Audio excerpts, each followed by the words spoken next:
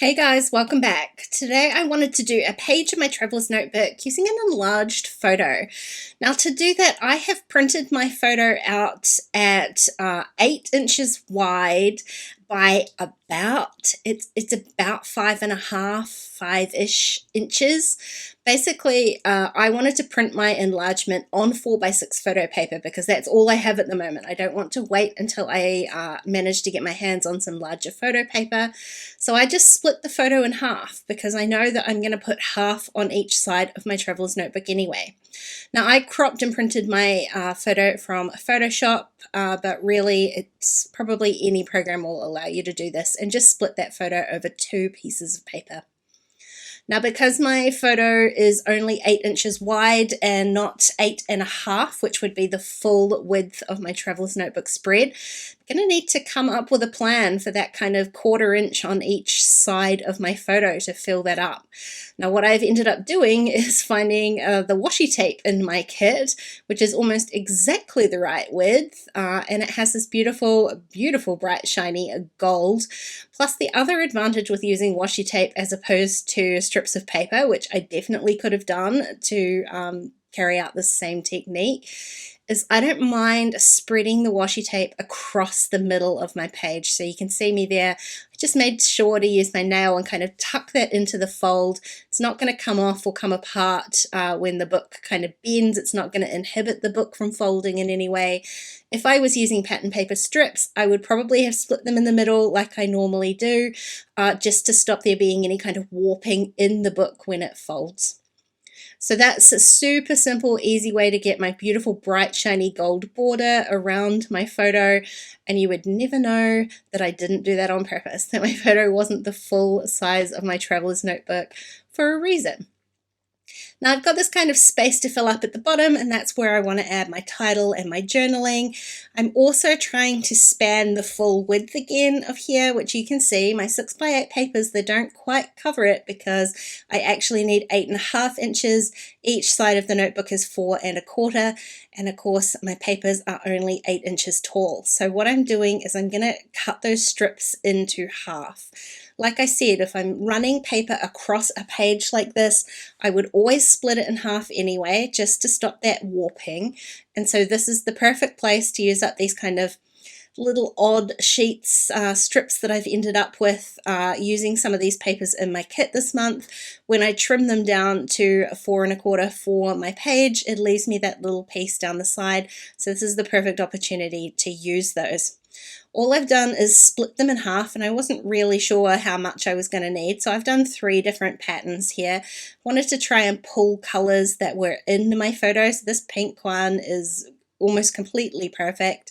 The navy blue I felt was like a little bit too heavy for the page. There's a lot of teal in my photo as well. This is a photo of my very messy hands after a gel printing session, and if you know me, you know I'm not particularly messy crafter, so this was kind of a big moment for me to get my hands messy like that.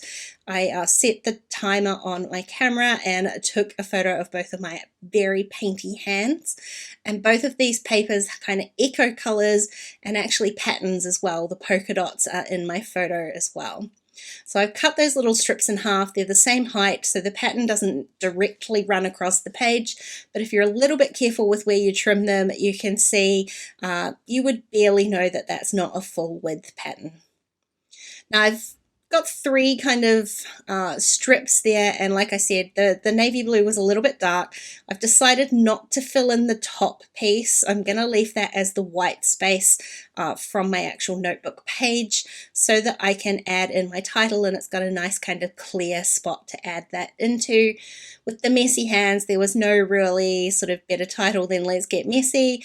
I'm using my favorite little bubblegum pink foam alphas from Citrus Twist. I am just laying those out on my ruler guide to start off with to work out where I'm going to place that title. It's kind of a very centered layout. My photo's very centered and everything's very symmetrical so far, but I don't enjoy centered layouts, especially in a notebook. I don't want to split a title really across the middle of my spread there, just for those same reasons, because of the folding issues. I don't want to end up with an alpha that's kind of in the middle of that fold. So having the alphas on my ruler guide just allows me to get a little bit clearer about where the split is going to be. And I decided to have my title sitting more to the right hand side of my spread, and I'm going to split the words let's and get. So again, I'm using that white space, but I'm using the pattern paper as kind of a shelf. So the ruler guide was more for a spacing issue rather than getting things straight. Very easy to get things straight when you've got a shelf like that. Now, it's kind of a bright and colorful page. I'm not going to add too much in the way of kind of embellishment in here. I really am going to add just a few little stickers, and like I said, I wanted to add some journaling. So the way I'm going to add my journaling is my favorite way to add journaling really at the moment, which is typing my journaling on vellum. You can see when I add that in, it doesn't kind of inhibit the pattern.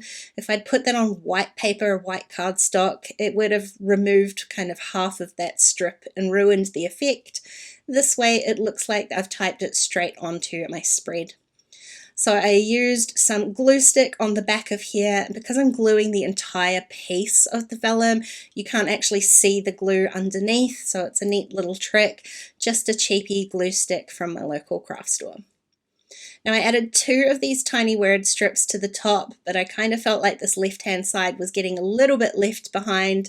So I'm going to add another couple down here as well, just to fill in that kind of blank space between those polka dots. And then I want to tie my gold back in a little bit, and these gold puffy stickers are that same bright and shiny gold as the washi tape. It's a gold that I don't use that often. I prefer a kind of duller gold myself, so now's the perfect opportunity to use up a few of those little hearts.